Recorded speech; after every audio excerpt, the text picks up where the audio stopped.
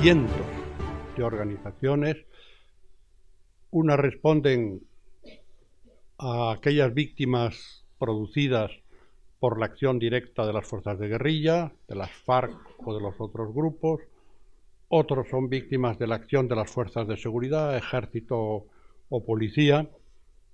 Cuidado, cuando hablamos de víctimas de estos casos, son víctimas no en combate, sino víctimas que se han producido por acciones ilegales de las fuerzas de seguridad o del ejército.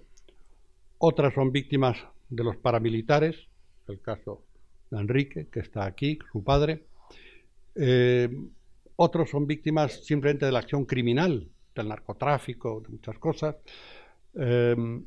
Víctimas, algunas por su condición étnica, porque vienen de zonas de los pueblos indígenas, que les arrebatan las tierras, que queman sus pueblos, que matan a unos y a otros, les raptan los hijos para que entren en la guerrilla, o los paramilitares, etc. Otros porque vienen de la comunidad afrocolombiana, hay una zona afrocolombiana que ha sufrido también especialmente por esa condición. Otros lo son por su condición sexual, por sus opciones sexuales, muchos, más de 1000 por tener actividad sindical, casi 2000 por actividad sindical, por pertenecer a los sindicatos, etc. Cada uno tiene un mundo, cada grupo tiene su esfera de dolor, de sufrimiento, naturalmente por razón de género, muchísimas mujeres, muchas agrupaciones de mujeres, etc. Por lo tanto, es un mundo tan variado que no nos podemos permitir hoy aquí hablar en nombre de las víctimas, porque las víctimas son muchas, cada una tiene su propia posición, y nos hemos limitado a buscar en España quienes podrían o querían estar aquí con nosotros. No ha sido fácil, ha habido muchos que preferían guardar silencio, no aparecer, el sufrimiento es personal, no tengo por qué hablar, de acuerdo, respetamos todo.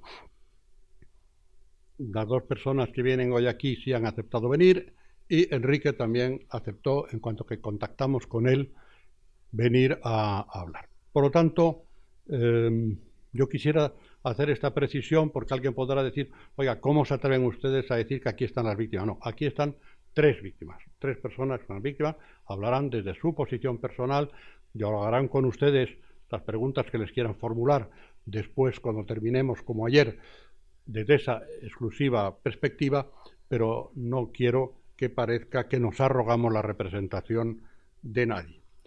Y dicho esto, Enrique, bienvenido. Gracias por viajar de Bilbao aquí. Está un compañero suyo también de su asociación. ¿Nos puedes explicar un poco la asociación que has organizado? ¿Por qué te consideras víctima? ¿Trayectoria? ¿Qué pasó? ¿Por qué? Bueno, primero que todo, agradecerte, Álvaro, por invitarme, y de igual forma a la Fundación. Y bueno, mi nombre es Jorge Freiter, yo soy de la ciudad de Barranquilla, al norte de Colombia, en la región Caribe colombiana. Estoy en Bilbao porque mi padre era un profesor universitario, catedrático en filosofía de la Universidad del Atlántico y abogado. Él fue vilmente asesinado por el bloque norte de las Autodefensas Unidas de Colombia y miembros de una unidad de las fuerzas militares que se llama el Gaula. Él fue secuestrado, torturado y fue pues reconocido como NN en medicina legal, en el Instituto Forense de Medicina Legal de Colombia. A raíz de esa situación, mi hermano también tuvo un atentado. Él era estudiante de Ciencias Naturales, de Biología, en la misma universidad donde mi padre daba clase, y se refugió en Canadá, en la ciudad de Calgary. Se encuentra ahí, y a través de el ACNUR y de la Comisión de Derechos Humanos del Parlamento Vasco, pues tuve la oportunidad de llegar allí al País Vasco, a Euskadi.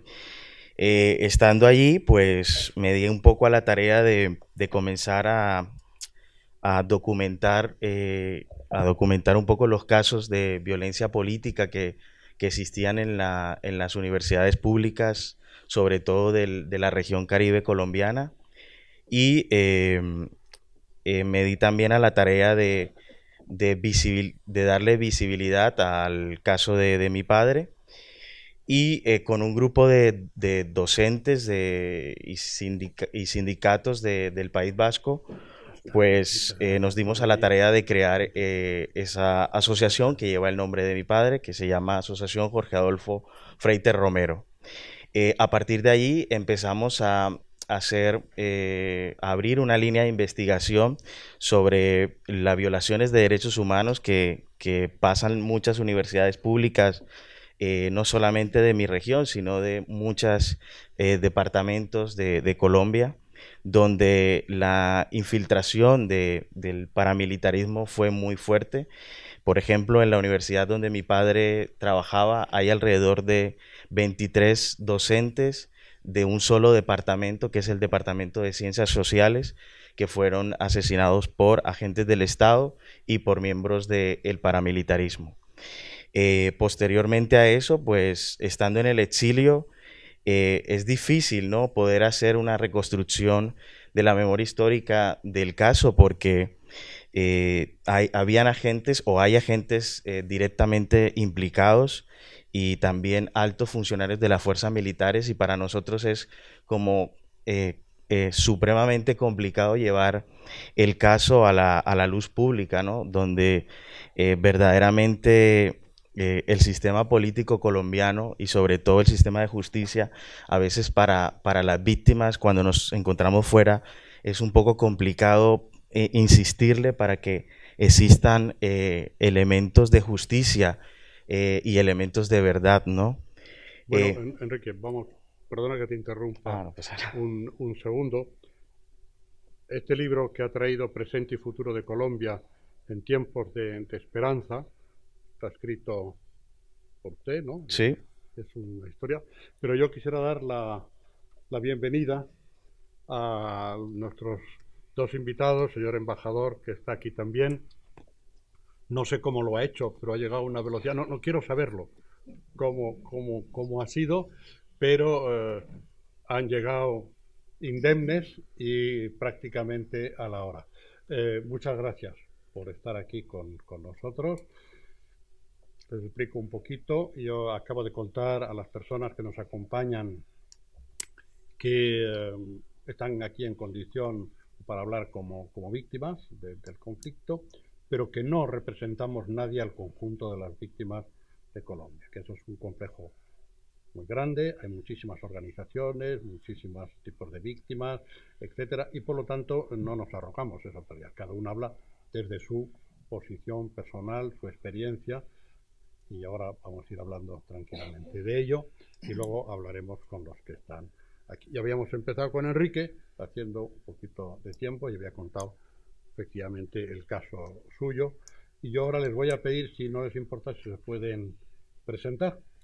Si yo mal no recuerdo, este es María Juliette Quiceno, ¿no? Sí. Bien. María Juliette Quiceno. Adelante, preséntese. Mucho gusto, mi nombre es María Juliette Quiceno, vengo de Colombia, de la zona de Buenaventura. Muy bien. ¿Y usted? Buenas tardes. Sí, adelante. Buenas tardes, mi nombre es Iván Alejandro Serna, vengo de Quindío, Quimbaya, Colombia. Y es un...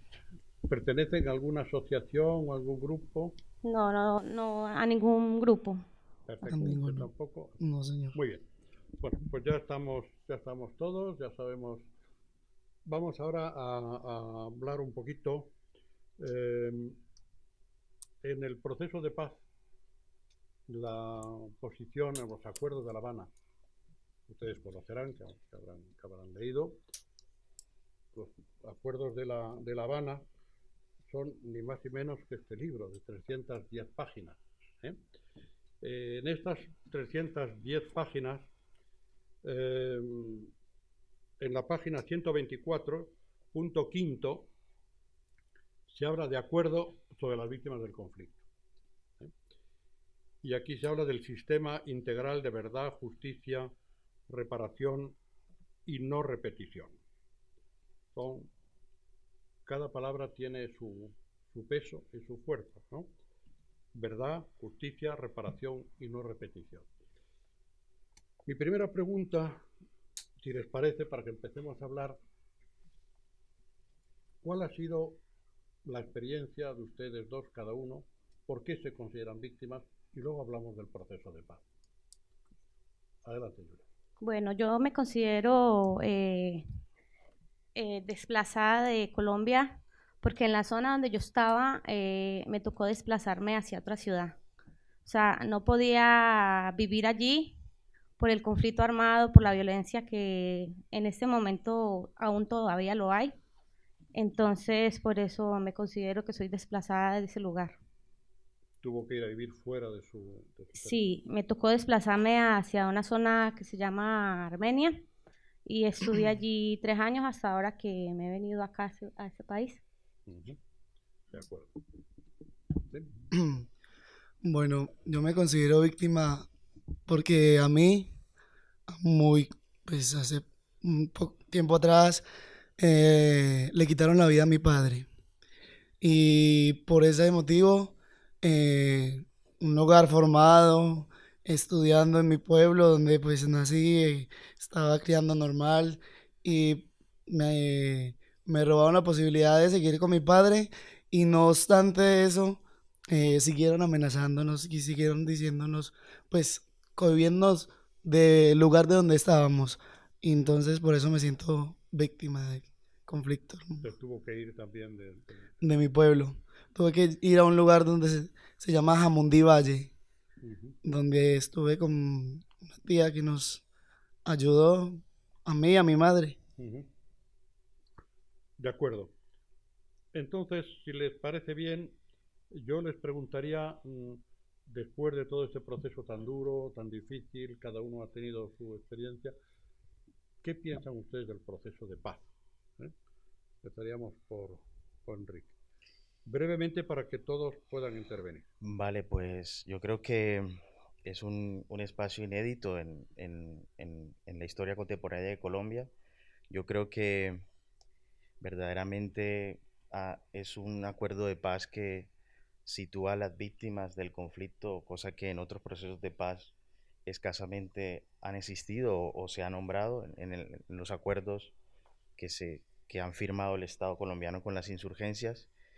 Y me parece que se abren caminos de reconciliación, ¿no?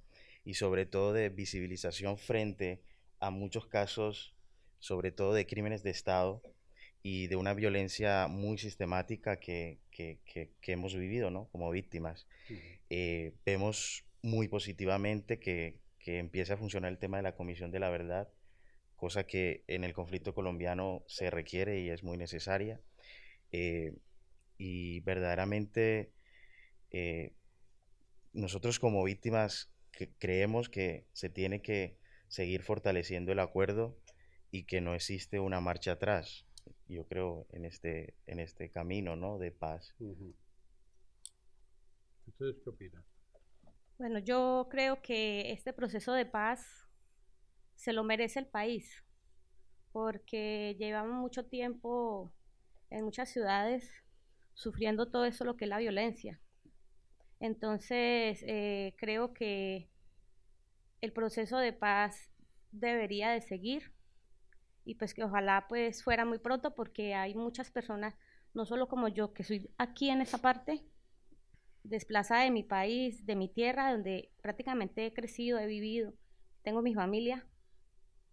Creo que sería muy bueno que el proceso de paz siguiera su cauce. ¿Y usted volvería a su tierra? Pues por el momento estoy muy amañada aquí y no quiero en el momento. Me ha gustado mucho ese país. Desde que llegué estoy enamorada de ese país y me ha encantado estar aquí. Bueno. ¿Usted qué piensa? El proceso de paz, un paso a la libertad, un paso de que vamos a tener un país como va, que es un país que tiene muchas riquezas, pero que tal vez alguien no quiere opacar eso. Y pues yo pienso que el proceso de paz, para mí y para muchas familias que han tenido que vivir estos movimientos sin nosotros mismos querer, es una bendición, una, para muchos grato, para muchos una oportunidad, sueños que queremos cumplir en nuestro país. Es muy interesante cómo ven ustedes y cómo valoran el proceso de paz, porque yo tengo la percepción de que el país en el interior está dividido. Hay una parte del país que apoya el proceso de paz y hay otra parte que, digamos, es más escéptico, por no decir contrario al proceso de paz. ¿Qué le dirían ustedes a esa parte escéptica, que muchas veces es la parte de la sociedad que no ha sufrido las consecuencias? Porque donde ha habido la violencia más grande es donde se demostró a la hora de la votación que el entusiasmo era mayor por la paz. Y las organizaciones que han sufrido de víctimas son las que están dando el paso adelante. ¿Qué le dirían ustedes a esa parte de la sociedad que, digamos, mira el conflicto como desde fuera, como si no va con ellos y se permite juzgarlo negativamente? ¿Qué le dirían ustedes a esta gente? Bueno, yo creo que mi llamado sería que voy a hacer un símil, que se suban a este autobús de la paz, que no sigan con esa concepción de seguir truncando los anhelos de paz por parte de la sociedad colombiana. Y sobre todo creo que ese sector opositor a la paz, yo creo que es el sector que vive de la guerra en Colombia, a mi modo de verlo, es una opinión personal. ¿Qué quiere usted decir con eso? Que muchos de esos sectores que actualmente están en oposición al proceso de paz son sectores que indirecta o directamente han avalado, financiado masacres, asesinatos selectivos y desplazamientos en Colombia.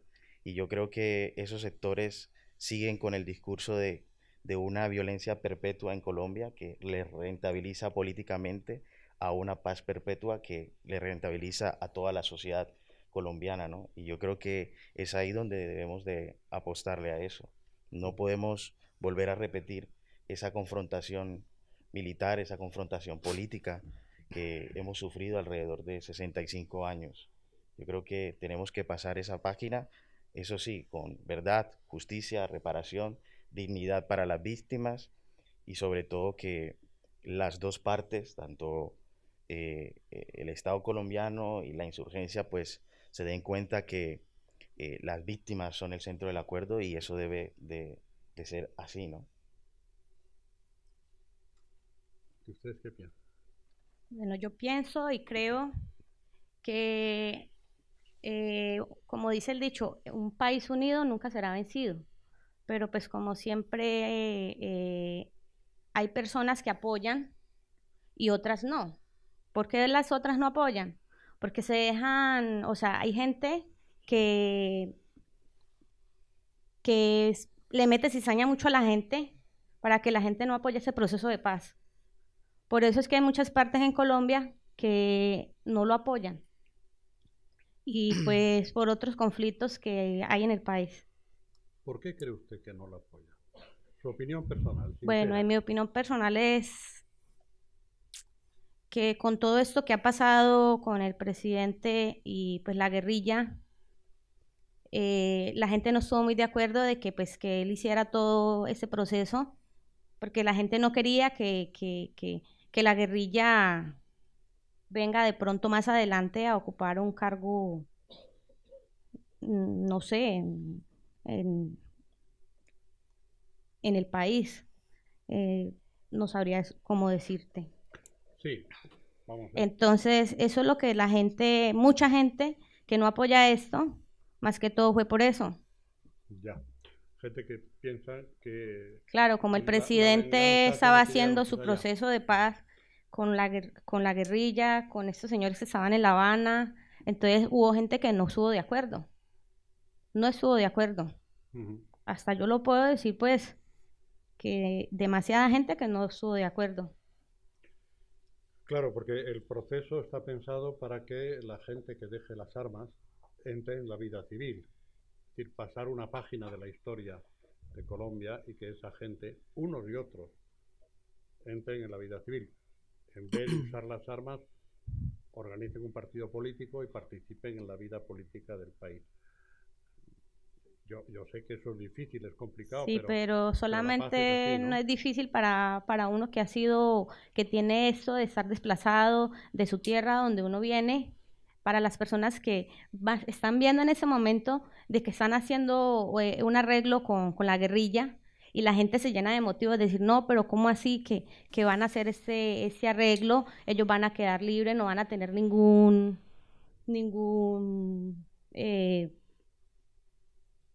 castigo, ni se puede Claro, decir. pero fíjese usted, permíteme que dialogue con usted en este punto.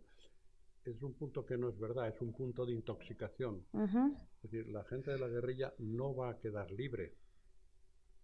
A algunos se les aplica un perdón a los delitos menores mínimos, pero a los que realmente tienen cuentas graves que con la sociedad por sus crímenes, sus acciones, igual que las fuerzas de seguridad, militares y de policía, van a entrar en lo que se llama el proceso especial de justicia, es decir, en la JEP, la Justicia para la Paz, y van a ser juzgados, van a ser juzgados. Y van a tener, para ser juzgados, además, primero se les va a preguntar si reconocen sus crímenes.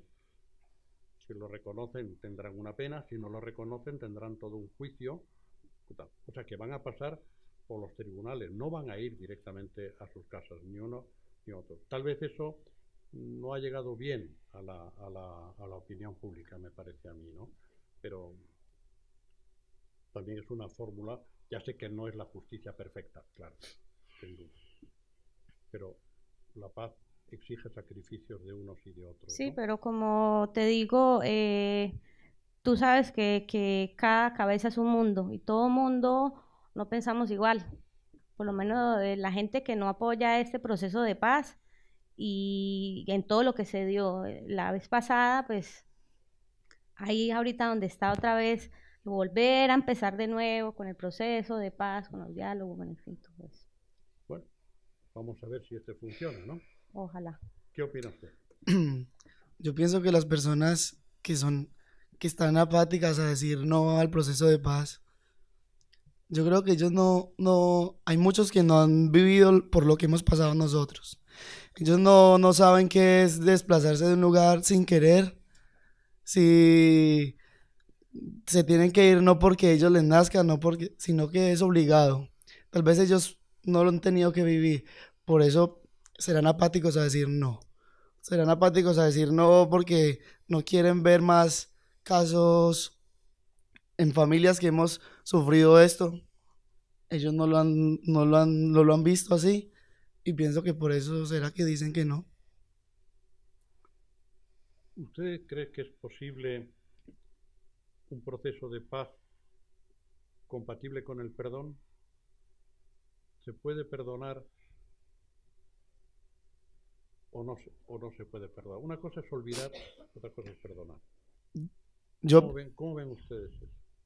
yo pienso que sí, porque si no perdonamos, yo creo que habría más paso a más violencia, habría más paso a que se quedara estancado lo del proceso. Y yo creo que para ver un país en desarrollo, un buen país, si vamos a dar una oportunidad, esas personas no sé por qué lo han hecho, están allá, yo perdonaría, porque no quiero ver que a otra persona le pase lo mismo que a mí. ¿Usted cómo piensa?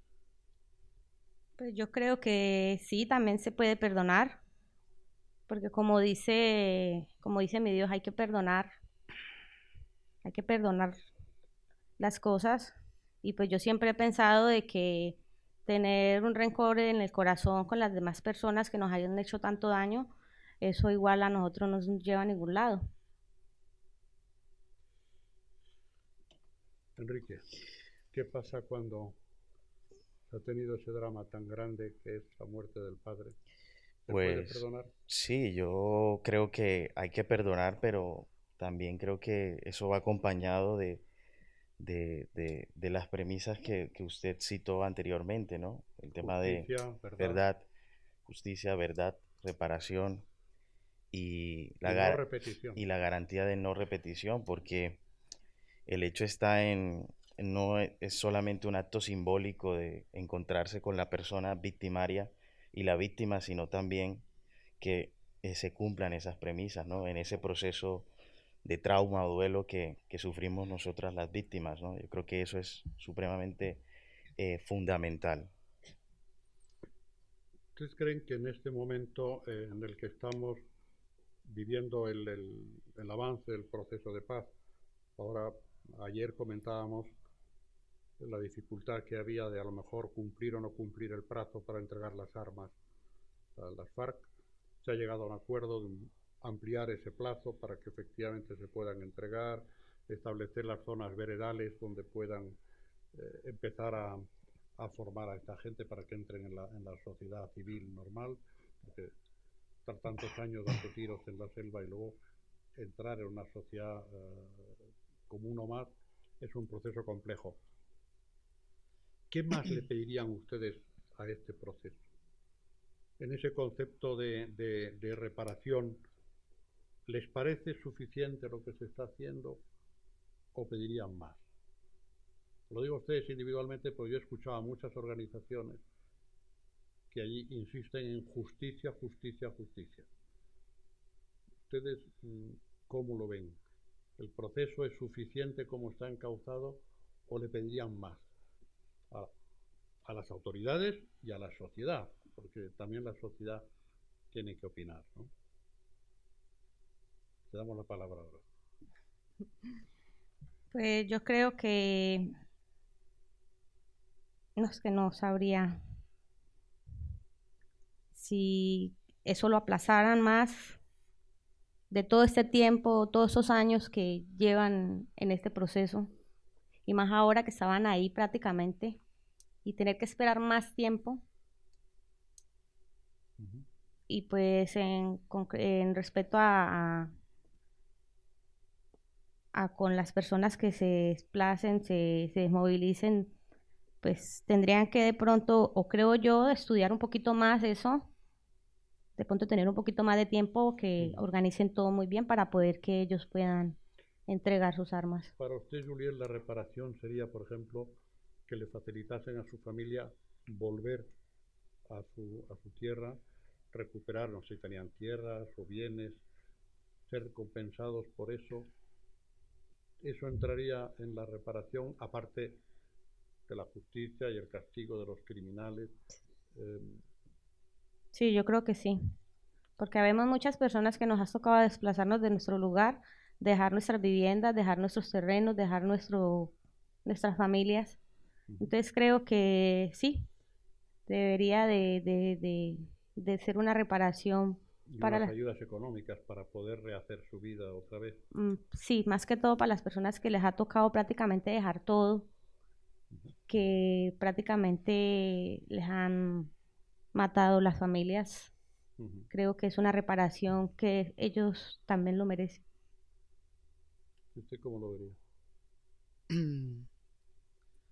Pues yo lo vería, no sé, de momento pensaría yo que ellos salen tan trastornados para una sociedad, usted lo dijo ahora, vienen de dar tiros a una sociedad. Pienso que ellos les deberían ayudar, no sé, psicológicamente, antes de salir a la sociedad, que no sigan haciendo más daño. Y creo que eso. Enrique, ¿cómo lo vería? Bueno, yo creo que se tiene que no desistir de esa fase que se llegó por, por el acuerdo de las partes, y verdaderamente lo que le pediría, ¿no? O como, disculpa, que me puedes repetir la... Sí, si el concepto de la reparación, ¿hasta dónde lo llevaría usted? Si le parece que lo que se está haciendo es suficiente. Bueno, yo creo que me parece que lo que se está haciendo está bien. Yo creo que se tiene que reactivar ya los tribunales especiales de paz. Yo creo que en relación a mi caso se tiene que empezar a funcionar ya el tema de la comisión del fenómeno, del estudio del fenómeno paramilitar. Y yo creo que es un tema que hay que ponerle nombre a toda esa situación. Ujú. Y, y no tanto el hecho de la justicia como tal, ¿no? Sino el hecho de la verdad, por qué han ocurrido estos casos, por qué han ocurrido estos asesinatos y verdaderamente por qué, en mi caso, el Estado colombiano, a través de agentes y funcionarios del Estado, atentaron contra un funcionario del Estado como un profesor universitario, torturado, desaparecido y asesinado. Yo creo que ese es el hecho que nosotros como víctimas le pedimos y que verdaderamente se tiene que avanzar en esos temas, ¿no? Hay un dato más que está encima de la mesa para los paramilitares. En la época del presidente Uribe hubo un proceso, digamos, también de paz y de reinserción Sin embargo, de ese proceso han quedado hoy en manos del fiscal 15.000 asuntos, 15.000 expedientes abiertos, pendientes de que el fiscal decida tratar las responsabilidades penales de estas personas implicadas en un proceso penal como paramilitares. Eso parece que está ahí en el limbo, está parado. Eso no entrará nunca en la justicia especial, eso está en manos de la justicia ordinaria. Me parece que sería un punto importante que se desbloquee esa acción de la justicia y del fiscal general para tratar estos temas. Pero antes de que demos la palabra a la sala, ha tratado un punto muy importante en todo proceso de paz, y es el poder encontrar a los desaparecidos. Para que haya paz, sobre todo paz de los espíritus, paz de los ánimos personales, ¿dónde está mi ser querido? Lo quiero recuperar, lo quiero encontrar, lo quiero dar una sepultura digna. Ahí está la Comisión para el Esclarecimiento de la Verdad, cómo pasaron las cosas. No la propaganda, sino la verdad, eso es muy importante. La convivencia y la no repetición, ese es el título. El grupo en el que yo estoy tenemos que designar a estas personas. Una responsabilidad muy complicada porque hay que buscar personas de alta cualificación moral aceptadas por la sociedad por su independencia para hacer esta averiguación. ¿Cómo siente usted la necesidad de que funcione esta comisión de esclarecimiento de la verdad y esa unidad de búsqueda de las personas dadas por desaparecidas, que es otro de los puntos de los acuerdos de paz? Comisión de la verdad y unidad de búsqueda de las personas desaparecidas. Son dos patas de la silla muy importantes. ¿Cómo lo ve usted? Bueno, yo creo que en materia de, hago un paréntesis, he trabajado estos temas, entonces, en materia de los procesos de paz a nivel internacional, en algunos que se han dado, se ha llegado al punto de constituir una comisión de la verdad. Y yo creo que en el proceso o en el tratado firmado en el Teatro Colón de Bogotá, antes de eso surgió un análisis, una compilación entre 12 académicos que hicieron un análisis sobre la historiografía del conflicto colombiano, y yo creo que eso tiene que seguir en la Comisión de Esclarecimiento de la Verdad, porque eh, va a haber una diferencia de relatos, eso se va va a surgir, ¿no? En ese espacio. Reescribir la historia se llama eso. Efectivamente, se va a reescribir la historia y yo creo que esa historia no debe ser monopolizada ni por un sector ni por otro sector.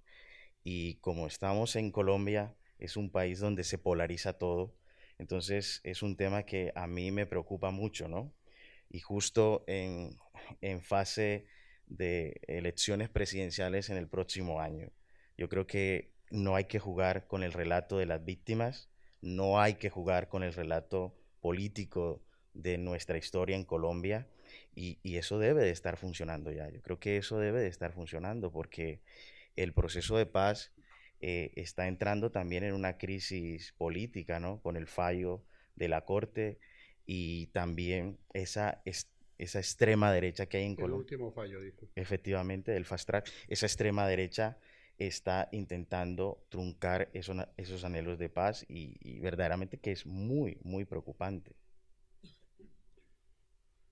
¿Y ustedes cómo lo ven?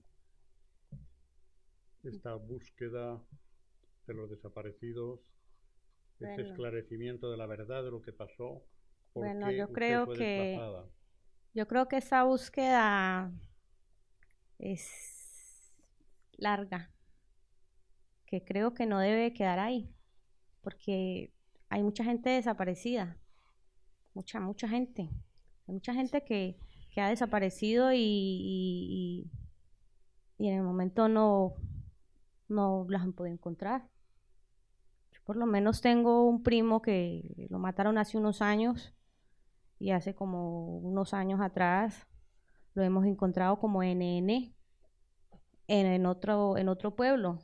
Una prima estaba estudiando y casualmente ha visto una pancarta donde ella fue a hacer un estudio de enfermería y ella decía, pero ¿cómo es? No, ese es mi primo, no puede ser, pues estaba desaparecido y lo hemos encontrado allá y tocó dejarlo ahí porque pues, pero a lo menos pudimos encontrarlo. Para otras personas que tienen su familia desaparecida sin saber a dónde está.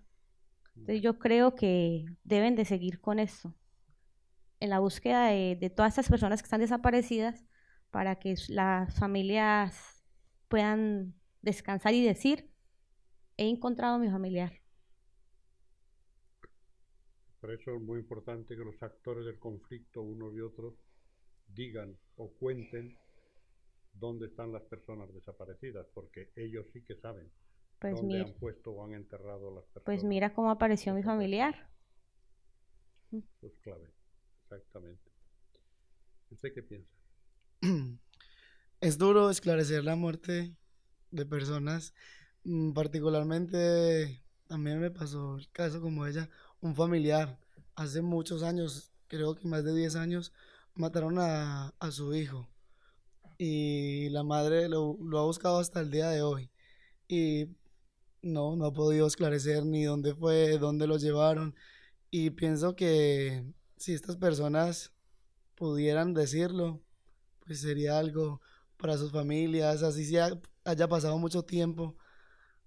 Creo que ellos querían tal vez darle una buena sepultura, decir el último adiós, estar ellos presentes, pero creo que es duro, no sé. Sin duda ninguna.